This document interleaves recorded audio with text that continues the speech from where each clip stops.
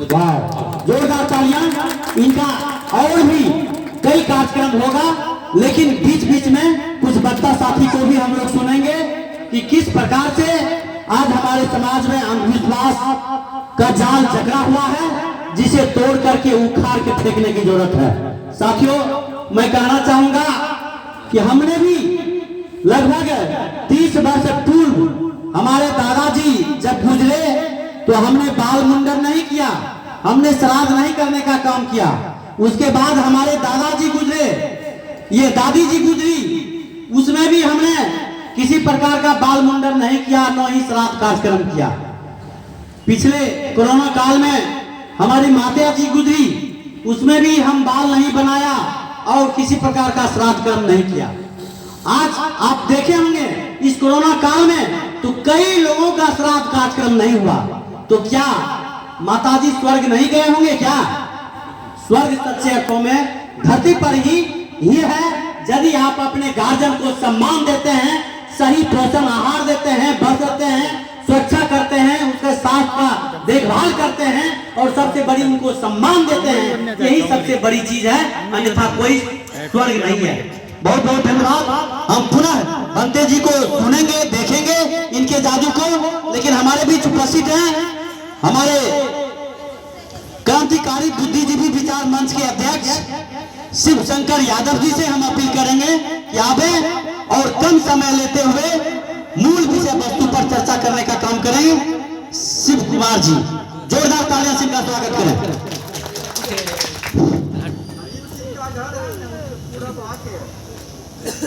आज इस शोक सभा में उपस्थित तमाम अंधविश्वास के विरोधी, यों कहें तो इतिहास और देश के रचनात्मक शक्ति, अगर समग्र रूप से देखा जाए तो ये देश और इतिहास के रचनात्मक शक्ति है। तो इन्हें हमें अभिनंदन है। हमारे संगठन के मंच पर बैठे तमाम बौद्धिक क्षेत्र के साथियों को अभिनंदन है। इस शोक सभा में क्रांतिकारी हमारे शहीद रेशमा देवी जो हैं, उनको मैं पुनः श्रद्धांजलि अर्पित करता हूँ। दोस्तों, संघर्ष और जीवन के पाठशाला में इंसान पौरुष हासिल करता है। जीवन और संघर्ष के पाठशाला में इंसान अपनी पौरुष हासिल करता है। दूसरी बात है कि इंसान अपनी इतिहास खुद निर्माण करता है, लेकिन जैसा चाहे वैसा नहीं, चुनी हुई परिस्थितियों में नहीं, विरासत से मिली परिस्थितियों में ही अपना इतिहास बनाया।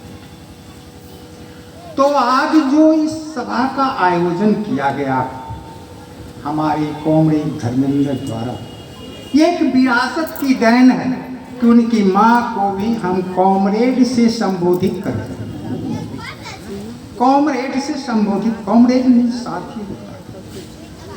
दोस्तों, हमारे बौद्धिस्ट साथी बहुत सारे बिंदु पर बोले हैं।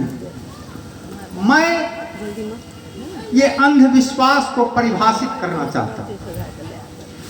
तर्क और तथ्य के आधार पर जो सोच नहीं सकता वो मूर्ख कहलाता है, अज्ञान कहलाता है। तर्क और तथ्य के आधार पर जो सोचना नहीं चाहता वही अंधविश्वासी होता है। तथ्य और तर्क के आधार पर जो सोचना ही नहीं चाहता वो अंधविश्वासी कहलाता है। और जो तथ्य और तर्क के आधार पर सोचने की हिम्मत नहीं करता, साहस नहीं करता, वो ही मानसिक गुलामी है। वो मानसिक गुलाम है। दोस्तों,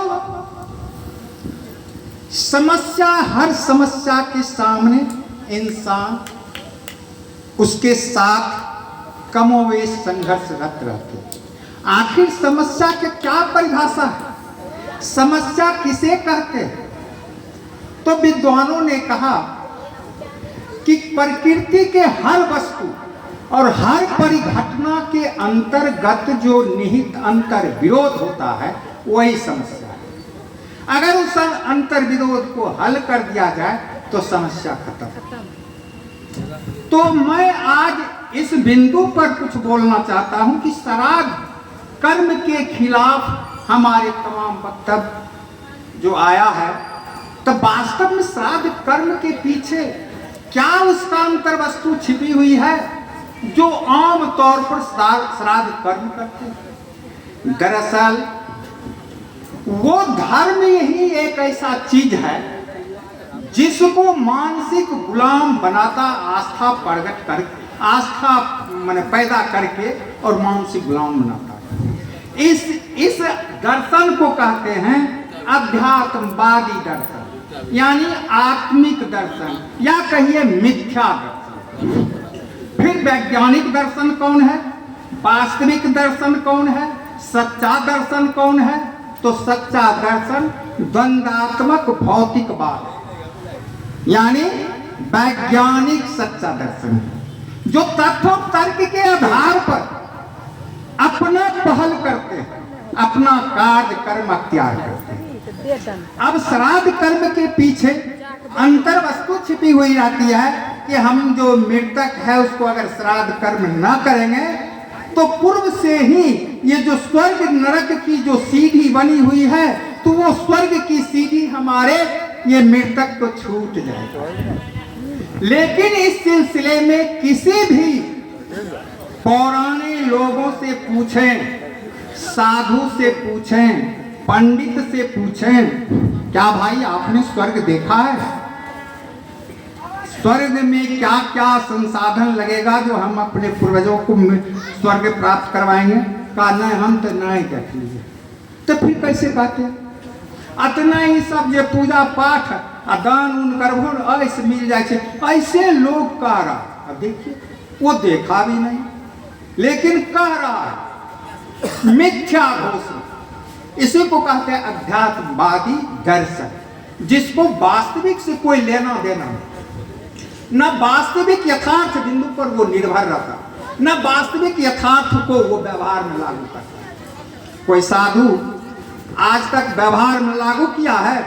एक रोसड़ा में कबीर पंथी जादव, मैं भी जादव हूं, लेकिन वो कबीर पंथी जो है करोड़ों की संपत्ति के लिए पूर्व में जो महंत था उसको खदेड़ कर, दर्जनों राइफल वाला लेकर, क्रिमिनल को लेकर खदेड़ दिया। महंत क्या भाई? कबीर पंथी तो कहता है कि ये सब माया, इसमें नहीं है पतना। तुम कौन कबीर पंथी है जो अरबों की संपत्ति हड़प लिया? वो कबीर पंथी है। कुछ ऐसे जैसे हमारे बीच में एक बौद्धिस्ट भाई हैं, इनसे हमारा बहुत पुराना परिचय है। अब म्यांमार है बगल में, जिसको बर्मा कहते हैं, वहां बौद्धिस्टों की शासन है। लेकिन वहां जब जनता आंदोलन में आया, व्यवस्था परिवर्तन की संघर्ष शुरू किया, तो लाखों को वो बौद्धिस्ट अपनी सेना के द्वारा हत्या किया और लाखों भारत भी यहां आया भाग कर। क्या उसको बौद्धिस्ट कहलाने की कोई भी शब्द है जो हत्या कर? जबकि बौद्धिस्ट कहते हैं कि दीप मत जलाओ क्योंकि जीव मर जाएगा, पतंग उतंग मर जाएगा, चींटी मर जाएगा। लेकिन इंसान का अस्तित्व चींटी से भी कम कर देता है, हजारों का हत्या करता है। वो कौन बुद्धिस्ट है जो हत्या करता है? अब मोदी जी वो क्या कहता है, सूरत में 10,000 से ज्यादा जनता काट ली, और वो जाता बुद्धिस्ट के पैर छूने के लिए। बुद्धिस्ट भाई तो कहना चाहिए, अरे यार क्या रास्ते का हजारों इंसान को कत्ल करवाता है, सांप्रदायिक दंगा करके हजारों को कत्ल करवाता है, अब तुम मेरा पांव छूटता है।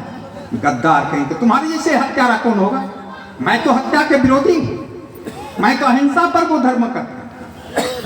लेकिन दोस्तों, विद्वानों ने बहुत सारे सूत्र बना दिए हैं विभिन्न कालखंडों में, कहते हैं कि राजनीति रक्तपात विहीन युद्ध है।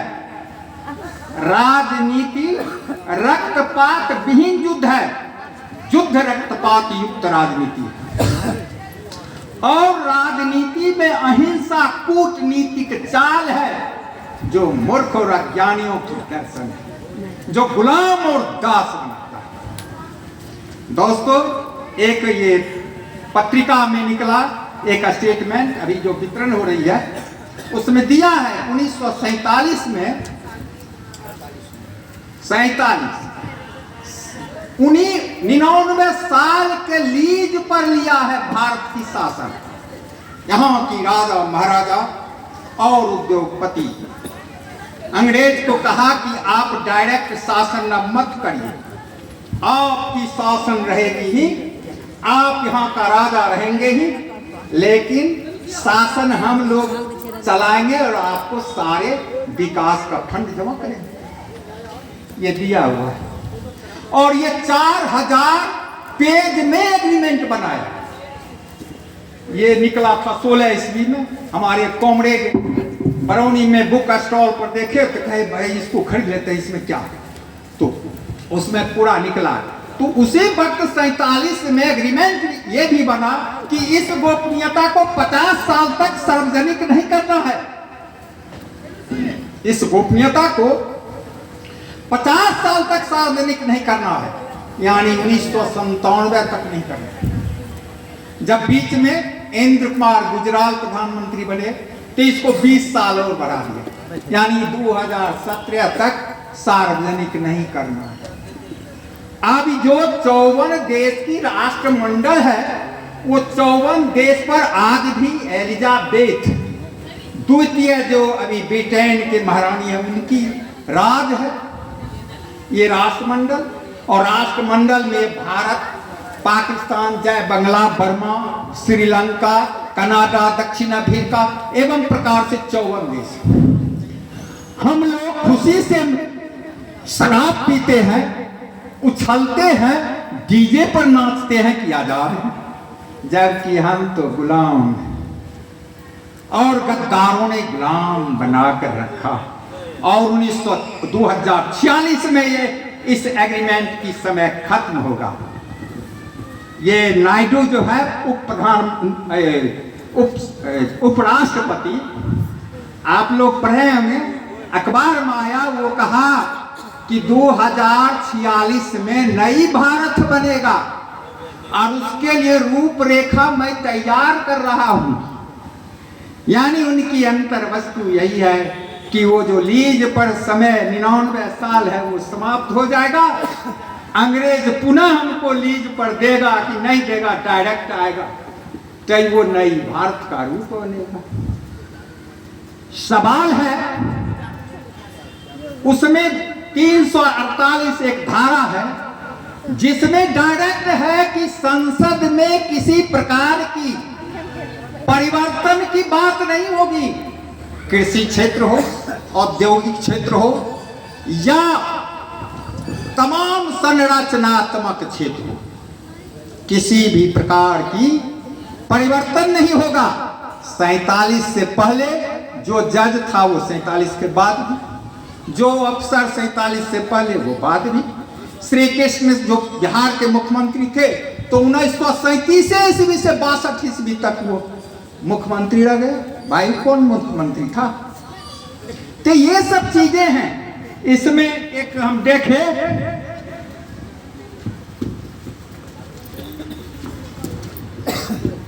ये लॉर्ड माउंटबेटन है, ये बगल में।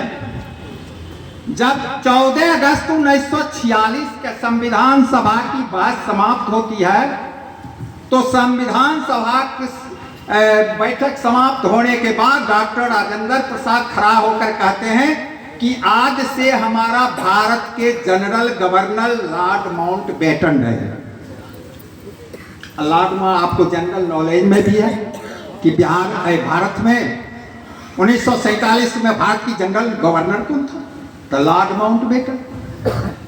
अब कहिए सरकार माने गवर्नर, अंग्रेजी में गवर्नर कहते हैं, और सो संचालक गवर्नमेंट मतलब सरकार, गवर्नर मतलब राज्यपाल, और जनरल गवर्नर मतलब पूरे भारत के वो संचालक, नेतृत्व।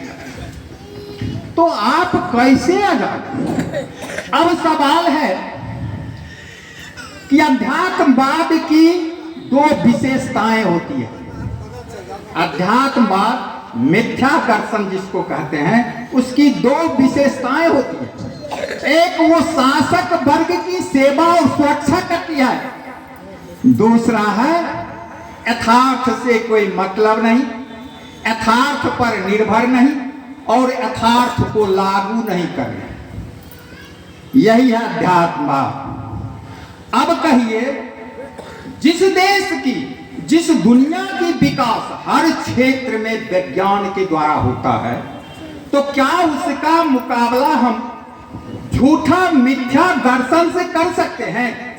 अध्यात्मवादी या आत्मिक उपकरण से हम कर सकते हैं मुकाबला, लेकिन हमारे साथ जो तो स्वतंत्रता की संग्राम में धोखा दिया, वो अहिंसा परमो धर्म की प्रेरक आगे और कहे अहिंसा परमो धर्म, यानी जनता को गुमराह कर दिया, जनता को कूटनीति के तहत ठग लिया। वो धोखेबाज तमाम जनता को कहा कि सत्याग्रह के द्वारा हम ले लेंगे। वाह रे वाह, जहां तोप, टैंक, आधुनिक हथियार, आधुनिक शिक्षा से लैस फोर्स, उसको ही सत्याग्रह। यही धोखा, यही अध्यात्मवादी औजार है, आत्मिक संसाधन जिसके द्वारा हम ठगे गए। कहा गांधी जी और सहयोग आंदोलन शुरू किया 1921 में, तो कहा हमारी आंदोलन इस बात पर निर्भर कर, सफलता के लिए इस बात पर निर्भर करता है कि जनता को वैसे ले चले जैसे भेड़ बकरी को कसाई खाना ले जाता। वो लीडर था। बहुत सारे आंदोलन हुआ, लेकिन बहुत सारे ईमानदार भी आजादी के लिए लड़ रहे थे। तो 1928 ईस्वी में डोमिनियन स्टेट का फॉर्मूला तैयार करके गांधी जी ब्रिटिश संसद में भेजा कि इस फॉर्मूला के आधार पर शासन को पलटिए, अन्यथा आप भी चले जाइएगा भारत से, यहाँ की धनपति भी चले जाएंगे, यानी राजा महाराजा और उद्योगपति भी चले जाएंगे। जो हश्र 1917 में रूस में हो गया, जनता की सरकार बन गई, वो हालत यहाँ हो जाएगा।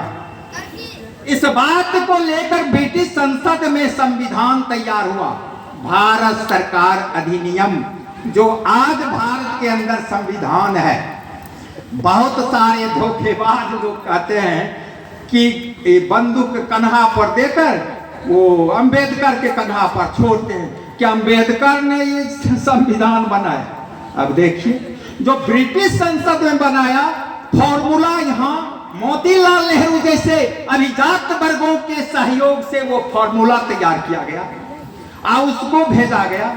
जबकि 1947 में वायसराय जो माउंटबेटन था, उसका एग्जीक्यूटिव मेंबर वो अंबेडकर था, कार्यकारिणी समिति का मेंबर, उसका निजी आदमी। जब ये संविधान पास हो गया, उसके बाद इस संविधान के आधार पर शासन का क्या प्रारूप होगा, उस प्रारूप का सभा बुलाया गया, उसके अध्यक्ष ये अंबेडकर को बनाया। मैंने बेगूसराय वकालत थाना के बगल में इसी ढंग की सभा चल रही थी CAA के विरोध में, मैं उस बात को रखा, कोई वकील साहब नहीं इसको काट पाए क्योंकि ये तथ्य सही था। इसलिए साथियों, मैं कहना चाहता हूं कि कम्युनिस्ट जो वास्तव में 1917 और 1949 में दुनिया के मुल्क में संघर्ष के द्वारा एक प्रमाणित कर दिया कि जनता के भी शासन होता है, सामंतवाद की भी ध्वस्त होती है, पूंजीवाद की भी ध्वस्त होती है, साम्राज्यवाद की भी ध्वस्त होती है। आज यहाँ चक्रव्यूह है, उस चक्रव्यूह के अंदर शासन चल रही है। कहता है चक्रव्यूह में द्वापर में 7 गेट था, आज भी 7 गेट है। प्रथम है समाज में सामंतवाद, दूसरा है पूंजीवाद टाटा बिरला अडवाणी जैसे, और तीसरा है साम्राज्यवाद। और इसके अलावे 3 कार्यपालिका, न्यायपालिका और विधायिका, एक है नौकरशाह। तो ये 7 गेट तो आज भी है जिसके द्वारा हम लोग गुलाम हैं। तो ये छोड़ देश के जो है गेट उसको तो तोड़ सकते हैं, लेकिन बारका गेट जो है साम्राज्यवादी देश, जो ब्रिटेन के महारानी और महाराजा हैं, रानी एलिजाबेथ, महाराजा फिलिप्स, इस मार्च में उनका देहांत हो गया। तो उसके बाद प्रिंस चार्ल्स आज राजा बने।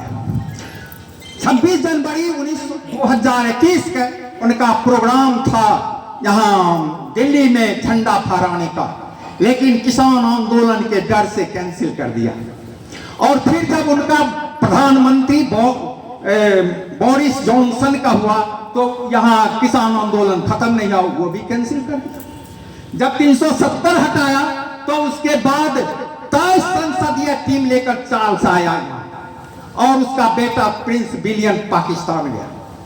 तब यहाँ जो लोग आज कहते हैं हिंदुस्तान पाकिस्तान की लड़ाई, कश्मीर उधर जाएगा कि इधर जाएगा, अरे भाई पाकिस्तान भी रानी का राज, भारत भी रानी का राज, श्रीलंका भी रानी का राज, बर्मा भी जय बंग जाएगा किधर, कहीं जाएगा तो रानी का राज। इसलिए हम लोग इस दिन भ्रमित में पड़े हुए।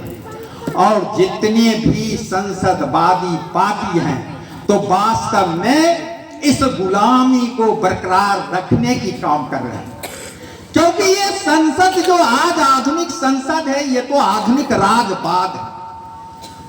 जवाहर का औलाद ही अध्यक्ष बनेगा, मुलायम का औलाद ही अध्यक्ष, लालू का औलाद ही अध्यक्ष, ये क्या आधुनिक राजवाद। तो इसको न पहचानना है। दरअसल संसदवाद से तो समाजवाद नहीं आ सकता। 1933 ईस्वी में जवाहरलाल नेहरू कहा कि विदेशी सरकार की जगह अगर देशी सरकार लेती है, अपनी निहित स्वार्थ बरकरार रखती है, तो वो आजादी परछाई के बराबर नहीं होगा। फिर 1936 में नखलों के सभा में वही जवाहरलाल नेहरू कहते हैं कि भारत की तमाम समस्याओं की निदान की चाबी एकमात्र समाजवादी व्यवस्था है, और दुनिया के विनाश से बचाने के भी एकमात्र रास्ता समाजवादी व्यवस्था है, जो सर्वहारा के क्रांतिकारी सिद्धांत के आधार पर चलने वाली कम्युनिस्ट पार्टी के द्वारा ही आ सकती है। लेकिन आज कम्युनिस्ट नाम पर भी कलंक है जो हमारे बौद्धिस्ट भाई रखे कि ये जो संस्कृति है उसको वो रखे ब्राह्मणवादी। दरअसल सामंतवादी अभिव्यक्ति है, जाति धर्म संप्रदाय ब्राह्मणवाद, ये स्वतंत्र कुछ नहीं है। सामंतवादी अभिव्यक्ति, पूंजीवादी अभिव्यक्ति लोकतंत्र, और सामंतवादी अभिव्यक्ति जाति धर्म संप्रदाय, ये ब्राह्मणवाद, ये सारी चीजें। तो जिस मुल्क और जिस देश में सामंतों को जिस हालत में समाप्त किया, ध्वस्त किया, वहां ये सारे प्रवृत्ति भी खत्म हो गया। आज भारत में सामंतों के खिलाफ लड़ाई चलता है तो कहता है उसमें जनता अगर प्रतिरोध में खड़ा हुआ, पुलिस गोली से छलनी कर देता है, कहता उसको ढेर न कर दिया, उग्रवादी है, नक्सलवाद है, कि क्या कहता है आतंकवाद है, ये सब उस पर लेबल लगा देता है। जबकि आप एक उदाहरण देते हैं, 1947 से पहले इनकलाबी जनता जो पुलिस द्वारा मारी जाती थी, तो वो जनता देशभक्त शहीद कहलाया। आज तक है कि कोई उस वक्त की पुलिस देशभक्त शहीद कहलाया? आप लोगों के सामने इतिहास। फर्जी केस में जो जज सजा दिया या फांसी दिया आम जनता को, आम जनता फांसी पर चढ़ने वाले और वो सजा भोगने वाले जनता देशभक्त शहीद कहलाया। वो कहलाया।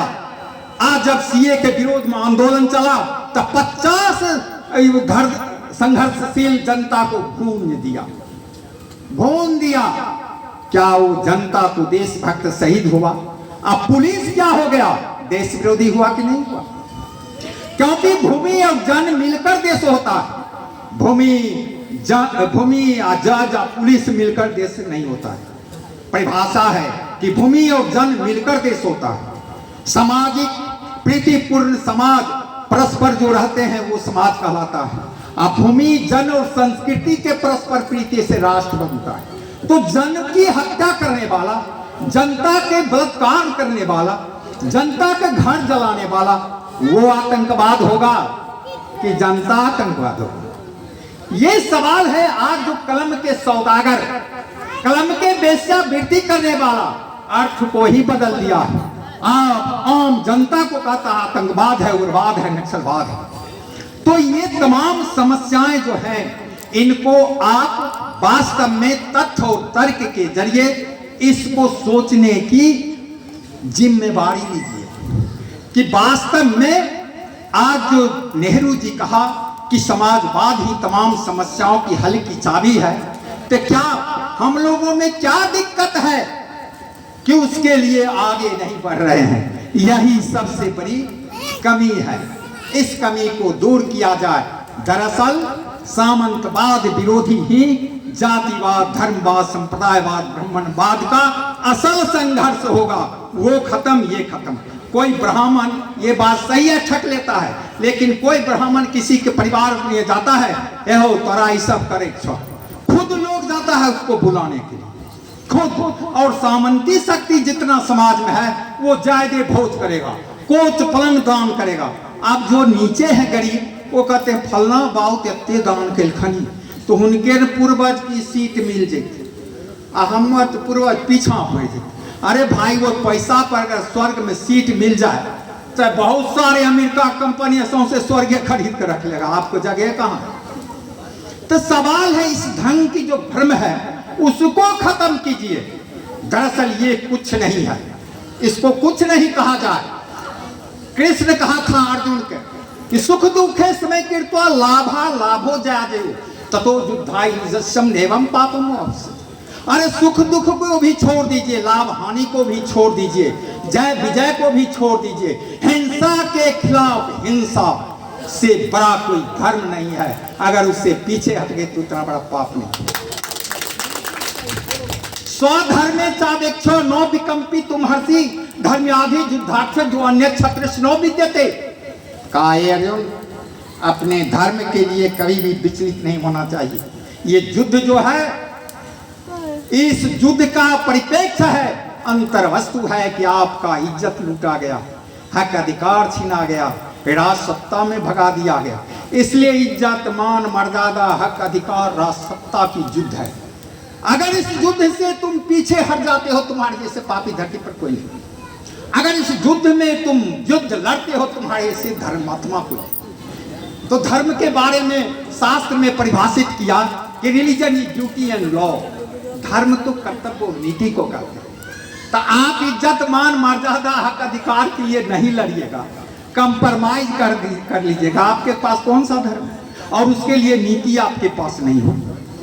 तो ये सारे चीज वैज्ञानिक चीज है, इसको लेकर लोग अब देखिए बहुत सारे आपके बीच में हैं, बहुत सारे उदाहरण नहीं ढेर सारे जो मात्र इस जीवन में चाहते हैं कि सुविधाजनक से 5 लाख 10 लाख रुपया खर्चे न तो एमएलए बन जे 50 लाख कमा ले, शॉर्टकट रास्ता। शॉर्टकट रास्ता स्वर्ग में, ये श्राद्ध कर देंगे तो 100 में चले जाएंगे। तो सवाल है कि यहाँ जो है माँ पिता अपने खुद उस बच्चा को सिखा देते हैं। वो हमारे भंते जी कहे घर में मिट्टी रख दिया, वो गंगा किनारा पैखाना वाला, और उसको निपोत दिया, खीर पूरी चढ़ा दिया, कहता पप्पो बोले ना हो ना गोर लाग लेते तो खाइए। आप दीजिए वो डायरेक्ट बच्चा को असर पड़ जाता है कि माँ बाप से बढ़ की मैं किए थे। अब वो माँ बाप को छोड़ देता है, अब उसी को पैर वो नीचे प्रणाम करके स्कूल जाता है। अब लीजिए शिवलिंग मंदिर में, लिंग बहुत गंदा शब्द है, लिंग मतलब होता है इंद्री, पुरुष का लिंग और महिला का लिंग बना हुआ है। आइए कहता है उस पर पानी, हमारी माँ बहन कितना है बुर्बक जो उस पर पानी जब गाली है। तो यही सारी चीज को कौन समझाएगा? इसको समझें, ये माँ पिता ही बच्चे को, 4 ठो बेटा है, कहता है हमरा अब कोई खाइयो नहीं दे, अरे कैसे खाना देगा? आप उसको सिखाए मिट्टी पर पानी डालने, पत्थर पर पानी, दुर्गा मंदिर का पानी, तो वो कहता है कि इनका हम पूजबे, सत्संग करे क्या, झूठ संग, उसमें खाली झूठे बोलता है। शिव जी कहता है शिव गुरु, ताकि जो MA तक पढ़ाई करता है कॉलेज में, तो उस गुरु को वो अस्तित्व नहीं दे। जिसको नहीं देखा उसको कहता है कि शिव गुरु, जिसको देखा भी नहीं, सुना भी नहीं, कब मर गया जर गया पता नहीं। अब बहुत औरत कहेंगी कि गुरुओं के ने गुरु छथिन, आप पता नहीं किसको कैसा दया एते वर्ष आवे छथिन, मत ये हम 99 वर्ष से हमको रख दिया गिरवी, आज तक उद्धार नहीं किया। कौन शिव जी है और कौन रामचंद्र है जो गर्भवती अवस्था में सीता को जंगल में फेंक आया? हाय गद्दार कहीं का, गर्भवती अवस्था में अगर महिला सख्त में वो जान जाए, उसको थूक फेंक लगा कि राम, वही राम जो गर्भवती अवस्था में महिला के जंगल में फेंक दिया। और महिला से जब पूछा सीता से वो वाल्मीकि कि बेटी बताओ तुम्हारी क्या परिचय है, तो कहा मुनिपुत्री मैं जनक की, राम प्रिया जग जान, त्यागन हेतु कछु जान नहीं, विधि गति अति। हे मुनिराज, मैं तो जनक राजा के बेटी हूँ, अयोध्या के राजा दशरथ उसका बेटा जो राम है उसका हम स्त्री। त्यागन हेतु कछु जान, हमको क्यों ये ढेला चप्पा के तरफ फेंक दिया है? ये कहा भी आप कहिए, उससे बड़ा गद्दार कौन है जो पत्नी का नहीं हुआ? आज कहता सीताराम पढ़ो न सब काम में बैठा है। ये क्या हो गया? कहता है कि उत्पादन प्रणाली में परिवर्तन के आधार पर मानव इतिहास का युग निरूपित होता है। उत्पादन प्रणाली के आधार पर, उत्पादन प्रणाली के परिवर्तन के आधार पर मानव इतिहास का युग निर्माण होता है। आदिम युग तो आदिम तरह की उत्पादन संसाधन था, इसलिए उसको कहा गया सत्ययुग। फिर द्वापर आया तो उसको कहा कि दास प्रथा, त्रेता दास प्रथा। तो दास आधार पर, दास के आधार पर उत्पादन जो प्रणाली था, तो श्रमजीवियों को दास बनाकर, नौकर भी नहीं दास, उसको कोई रुपया नहीं देता था या श्रम का कोई पेंशन नहीं देता, तो दास प्रथा था, इसलिए उसको कहा दास प्रथा। फिर आया राजतंत्री व्यवस्था, सामंती जो, उसमें वर्ग आधारित समाज का निर्माण हो गया, उसी में जाति धर्म संप्रदाय वगैरह पैदा हो गए। इसके बाद आया पूंजीवादी जो, तो सवाल है जो उत्पादन प्रणाली की जो आधार होता है उसमें जो परिवर्तन होता है उसी आधार पर युग के निरूपित होता है, युग का निर्माण नाम रखा जाता है। तो सवाल इस ढंग से, वैज्ञानिक ढंग से अगर सोचिएगा, तब आपको सही मायने में इस समाज, इस धर्म, इस अंधविश्वास के बारे में आपको पता चलेगा। न तो जतनान चक्रव्यूह रच दिया है, इधर से जाइएगा उधर फंस जाइएगा, उधर से जाइए उधर, कहाँ जाइए?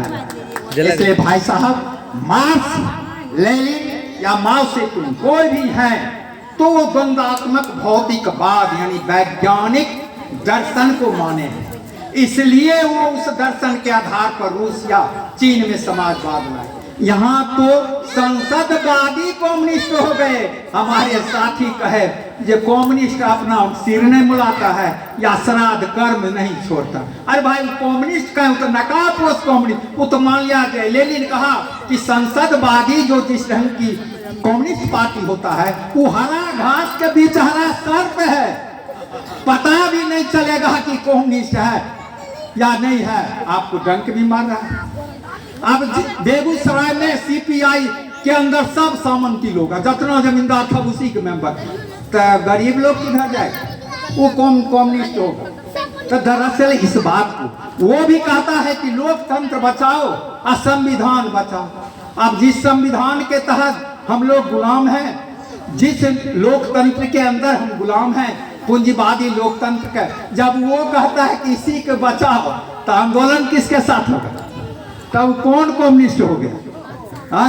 ये चुनाव हुआ तो कहा कि कन्हैया और माले वाला ने जो ये तेजस्वी जी है, तेजस्वी वो है दूल्हा और हम लोग हैं बाराती। ये कौन कम्युनिस्ट? उसका मार्क्स ले ली तो तेजस्वी या लालू हो गया। ये कौन कम्युनिस्ट हुआ? सवाल है इस ढंग से। एक रामनाथ यादव है शासक, ये क्या कहता है, हाँ MLA है, तो वो मंच पर हरियरका मुरेठा बांधकर भाषण दिया अखबार में। आप बुझिए मार्क्स या क्या कहते हैं कम्युनिस्ट पार्टी का सिंबल झंडा जो है खूनों का प्रतीक है। मजदूर को जो गोली से भून दिया गया तो उसकी जो खून में लिपटे हुए वस्त्र था उसी को झंडा बनाया। तो उस झंडा के बदले वो हरियर का झंडा ले। अरे भाई लालू कौन मार्क्स एंगेल्स है? कहता है उसको जंगल राज के राजा। तो जंगल राज में सुल्तान रहता था जो मान लिया लूटता भी था, हत्या भी करता था, बलात्कार भी करता था। तो ये भी लालू भी रणवीर सेना के द्वारा दर्जनों ने संहार किया हमारे बेगूसराय में, और मालिक ऑफिस में घेरवा कर दर्जनों लोगों को छलनी कर दी। छोटे स्पॉट मर गया। अब 65 महिला पुलिस क्या कहता है पुरुष को पीट पीट के जेल में बंद कर दिया। अब कहिए उससे बड़ा आतंकवाद कौन होता है भाई? पता नहीं चलता है क्या आतंकवाद, क्योंकि आतंकवाद का परिभाषा मैंने कहा भी नहीं कहा। जनता जनमत जनवाद और जनसंघर्ष से जो शक्ति कोई मतलब नहीं रखता। आतंकवाद का परिभाषा है कि जनता जनमत जनवाद और जनसंघर्ष से कोई मतलब नहीं रखता, सिर्फ जनता पर शोषण दमन अत्याचार करता है, वो ही शक्ति आतंकवाद का होता है। आतंक मतलब भय, तो भय पैदा करने वाली जनता की। अब जनता का हजारों को मार देता है और उसे कहता है देशभक्त है बे। ये कौन परिभाषा हो गया? पलट गया कि कलम के सौदागर जो शासक वर्ग के करोड़ों करोड़ मीडिया पैसा लेता है, भाषा बदल देता, अर्थों बदल देता, सार्वभौमिक अर्थ को गायब कर देता। तो इस ढंग से अगर आप वास्तव में क्रांतिकारी कम्युनिस्ट पार्टी जो वास्तव में क्रांतिकारी सिद्धांत को मानते हैं, अब सवाल है बहुत सारे साथी सिद्धांत के अर्थ नहीं जानते होंगे, हो सकता है बहुत सारे जानते होंगे, माफ कर दीजिएगा।